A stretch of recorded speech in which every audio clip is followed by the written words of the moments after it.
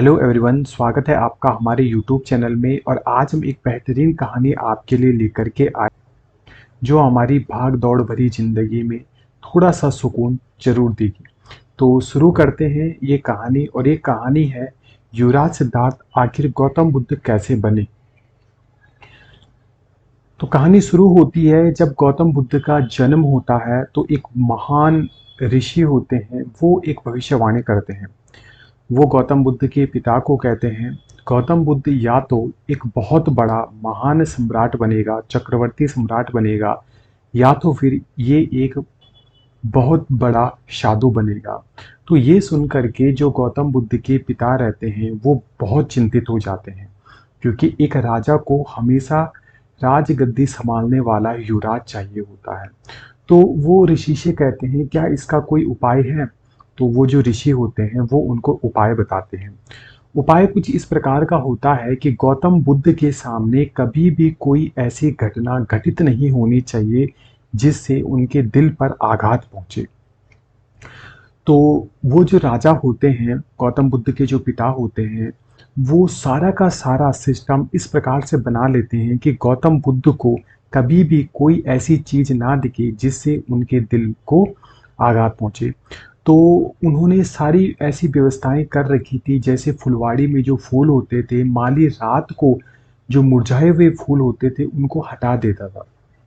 जितने भी पेड़ पौधे उनके चारों ओर थे, उनमें जो सूखी पत्तियां थी या सूखी जो टहनियां थी वो रात को ही हटा दी जाती थी, कि कहीं गौतम बुद्ध को ऐसा ना लगे कि पेड़ जिस प्रकार से सूख जाते हैं, इंसान भी उसी प्रकार से एक दिन सूख करके मिट्टी में मिल जाता है। तो धीरे धीरे गौतम बुद्ध बड़े होते गए। तो एक दिन उनके राज्य में एक महान युवा सम्मेलन कराया गया, और उस युवा सम्मेलन में गौतम बुद्ध को बुलाया गया। उस समय तो वो सिद्धार्थ थे, तो युवराज सिद्धार्थ को बुलाया गया। तो युवराज सिद्धार्थ चल पड़ते हैं अपने रथ पर।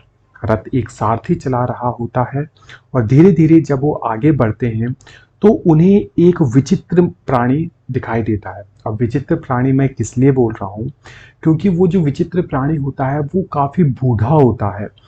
और युवराज सिद्धार्थ ने अपने चारों ओर हमेशा जवान लोगों को ही देखा था, युवा लोगों को ही देखा था।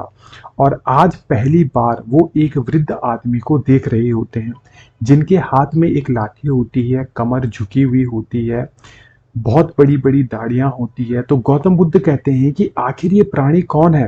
तो उनके सारथी को डर लग जाता है, क्योंकि सारथी को बिल्कुल भी अनुमति नहीं थी कि युवराज सिद्धार्थ को इस प्रकार की बातें बताई जाएं, कि वो एक बार ये सोचने को मजबूर हो जाएं कि हम भी एक दिन बूढ़े हो जाएं।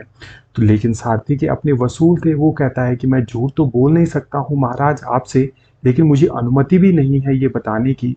लेकिन वो जो सारथी रहता है उस पे जब दबाव बना लेते हैं युवराज सिद्धार्थ, तो वो कह देता है, तो वो कहता है कि हे प्रभु, एक दिन हम सारे लोग इस दशा में पहुंच जाते हैं, यानी कि जितने भी युवा लोग हैं वो एक दिन बुजुर्ग हो जाते हैं।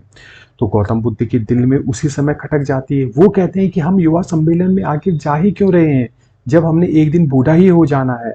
यानी कि ये जो युवा अवस्था है ये हमेशा जब रहने वाली नहीं है, तो इसको मनाने की क्या आवश्यकता है, इसको फील करने की क्या आवश्यकता है। हमें इस युवा सम्मेलन में नहीं जाना है, ये रथ तुम तुरंत महल की ओर मोड़ चलो। तो जो सारथी होते हैं वो कहते हैं कि हे प्रभु, मेरे जीवन का सवाल है, अगर मैं ऐसा करूंगा तो मेरे जीवन को कष्ट होगा। तो सिद्धार्थ धीरे धीरे आगे बढ़ जाते हैं, वो मान लेते हैं सारथी की बात। लेकिन आगे बढ़ते बढ़ते कोई उस गांव में मर जाता है, तो उसकी अर्थी जा रही होती है, शव यात्रा निकल रही होती है। गौतम बुद्ध फिर से एक प्रश्न पूछते हैं कि हे सारथी, ये बताओ ये कांधे पर किसको लिए जा रहे हैं? तो उनके जो सारथी होते हैं वो बताते हैं कि हम एक दिन इसी प्रकार से इस दुनिया को छोड़ देंगे, और हमारी जीवन नैया एक दिन समाप्त हो जाएगी। और जैसे ही गौतम बुद्ध ये सुनते हैं कि हम एक दिन इस संसार को छोड़ देंगे, तो उनके मन में उस दिन एक प्रश्न गूंज उठता है कि आखिर मैं इस संसार में आया क्यों हूं? मेरे जो माता पिता हैं, मेरे जो आसपास के लोग हैं, वो मुझे राजा बनाना चाहते हैं, लेकिन मैं उस राजगद्दी का करूंगा क्या?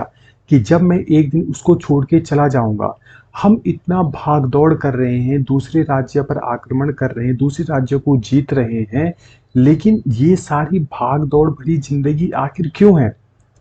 सबसे पहले मुझे इसका उत्तर चाहिए कि हमारा जीवन आखिर इस धरती पर किस कारण के लिए हुआ है? अगर मेरा जीवन एक सम्राट बनने के लिए हुआ होता तो मैं हमेशा सम्राट बनता और जिस दिन मैं मरता ये पूरा राजपाट मेरे साथ जाता। लेकिन जब मैं जाऊँगा जिस प्रकार से मैं आया था खाली हाथ उसी प्रकार से मैं इस धरती को छोड़ कर के जाऊँगा, तो मैं आखिर इतनी मेहनत करूँ क्यों?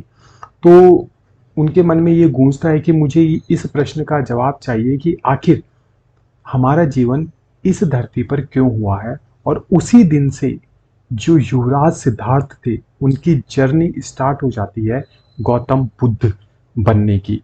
और वो धीरे-धीरे इस प्रश्न को ढूँढने के लिए कई वर्ष तक खोज करते हैं, अपना पूरा राजपाट छोड़ जाते हैं, जंगलों में भटकते हैं, कई साधु महात्मा से पूछते हैं और अंत में उन्हें उस चीज़ की प्राप्ति हो जाती है जिसके लिए उन्होंने 12 साल तक कठोर तपस्या की और एक दिन पेड़ के नीचे बैठ करके जो युवराज सिद्धार्थ थे, गौतम बुद्ध में परिवर्तित हो जाते हैं। यानी कि उस दिन उन्हें वो ज्ञान प्राप्त हो जाता है कि आखिर हमारा जीवन इस धरती पर क्यों हुआ है और वो पूरा जीवन उसके बाद महात्मा बुद्ध बन करके जीते हैं और वो अपना पूरा राजपाट को त्याग करके साधु अवस्था में अपना पूरा जीवन यापन करते हैं। साथ में जितने भी लोग उनके आसपास होते हैं, उनको भी दीक्षा देते हैं। आखिर हमारा जीवन इस धरती पर क्यों हुआ है? तो ये कहानी आपको कैसी लगी? प्लीज़ कमेंट करके हमें ज़रूर बताइएगा और यदि आपने अभी तक चैनल को सब्सक्राइब नहीं किया है, तो प्लीज़ हमारे चैनल को ज़रूर लाइक, शेयर एंड सब्सक्राइब कीजिएगा। धन्यवाद।